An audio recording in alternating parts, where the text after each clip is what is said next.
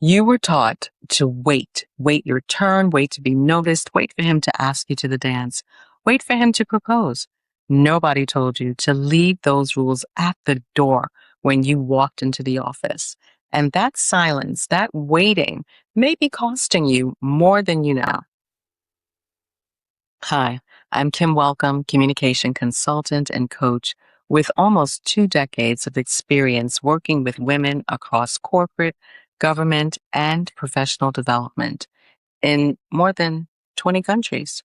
I work with highly contributing women, women who are excellent at what they do, women the organization depends on, women who are somehow still waiting to be recognized for it. And when I dig into why, I almost always find the same thing underneath. Not a lack of skill, not a lack of intelligence, not a lack of value. A set of rules they were taught before they were old enough to question them. This channel is for Black women and women of color who are ready to close the gap between how much they give and how little they're recognized. We don't do surface level here. We go to the root. Subscribe and stay with me. Most of us were raised with a version of this script. Be ladylike. Don't be pushy. Speak when you're spoken to. Wait your turn. And socially, wait for the boy to ask you to the dance. Wait for him to ask you on a date. Wait for him to propose. Now, I want to be clear. I'm not here to debate those social conventions. That's not the conversation. The conversation is what happens next, because nobody sat us down and said those rules apply here and these social spaces. But when you walk into a professional environment, you leave them at the door.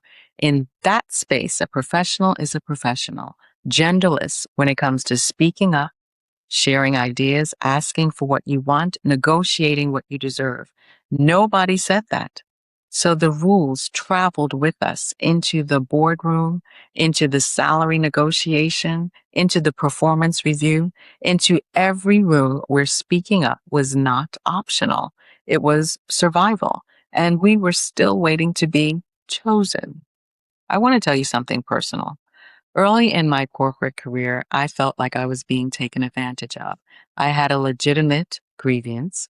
I knew something was wrong, but I held it in because that's what I had been taught. Don't rock the boat. Be nice. Wait. I held it in for so long that one day I puked it out all at once, all of it, in a way that was not measured, strategic, and did not land well. And afterward, my husband said something to me that I truly didn't understand at that time. He said, "You need to develop assertiveness skills. If you had been assertive, you would have spoken up earlier before it came to this." And I didn't get it then, but I get it now. I could have had a calm, productive conversation. I could have surfaced the issue early, positioned what I needed in a way that was palatable, and had a real chance of succeeding, and stated my concern in a way where we were both winning. But instead, my voice cost me. And I was not alone in that, because women don't ask for raises. Most women don't negotiate their salary. Most women don't advocate for the promotion that they've already earned. They want to be seen as nice. They don't want to rock the boat. And because they were never taught how to have these conversations, when they finally try, they may come across either too soft or too explosive, passive or aggressive. There is no middle ground because no one showed them a middle ground. I want you to hear this clearly. This is not a character flaw. This is a missing education.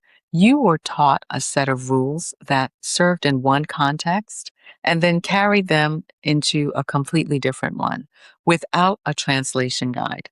The waiting, the silence, the explosion when it finally becomes too much, none of that makes you weak. It makes you undertrained for a conversation that no one prepared you to have. And undertrained is fixable.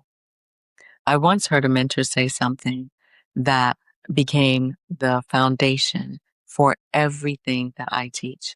No one is better than you, but you are no better than anyone else. Sit with that for a moment. That one sentence is the philosophical root of assertiveness, and I want to show you why. There are three positions a person can operate from in any professional interaction. The first is passive, and passive looks humble, but it's actually self centered. The passive person prioritizes being liked above everything else, including their own leadership responsibility. They bow, they shrink, they stay silent, not because they have nothing to say, but because they need your approval more than they need the outcome. Passive people make very poor leaders because they will sacrifice the right decision to avoid conflict. The second is aggressive. Aggressiveness looks strong, but it's also self centered. The aggressive person operates from I win, you lose. They believe their needs, their ideas, their position supersedes everyone else's. It's dominance and insecurity, wearing a mask of confidence. The third is assertive, and assertiveness is the only position that respects everyone in the room. The assertive person has internalized that mentor's line. I matter, and so do you. My needs are legitimate, and so are yours. Let's find a place where we both win. Win, win, win. And here's what most people don't realize: assertiveness is not just a mindset, it is embodied. It shapes your words, your posture, your tone, your demeanor. When you operate from that place of mutual respect and self worth, people feel it before you finish your first sentence. And that is not just a communication skill, that is an identity.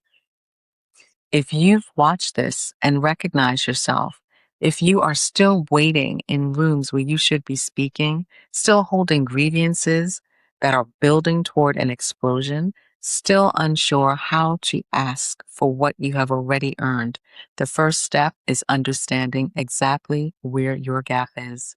And I've created a Close the Gap assessment designed to show you precisely where your identity and your communication are out of alignment and what to do about it.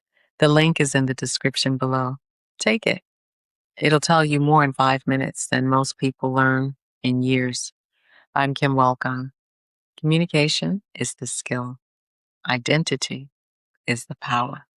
I'll see you next week.